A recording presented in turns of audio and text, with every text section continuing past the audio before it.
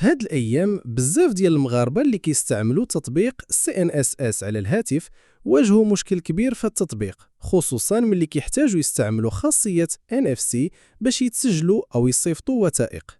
المشكل اللي طرا هو أن التطبيق ولا ما خدامش مزيان مع بزاف ديال الهواتف، وكيطلب ضروري يكون الهاتف فيه تقنية NFC مفعلة.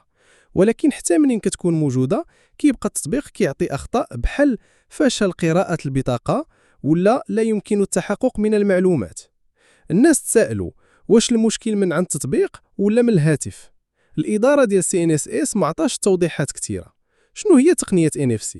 NFC أو Near Field Communication هي تقنية كتمكن جوج أجهزة يقربوا لبعض باش يتبادلوا المعلومات كيف ما كنشوفوا في الدفع الإلكتروني أو في قراية البطاقات.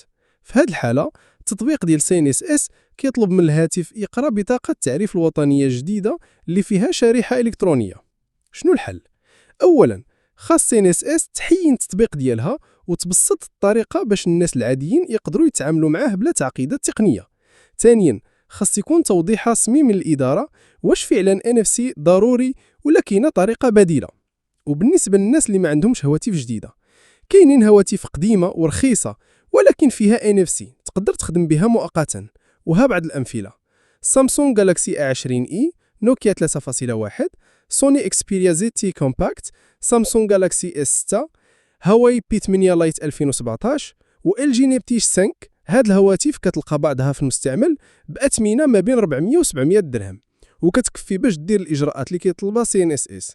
الخلاصة، المشكل ديال تطبيق CNSS وتقنية NFC في المغرب خاصو حلول عاجلة، سواء من جهة التقنية أو من جهة التواصل مع المواطن، وضروري الإدارة توفر بدائل للناس اللي ما عندهمش هواتف حديثة باش ما يبقاش المواطن هو الضحية ديال المشكل ماشي من عنده.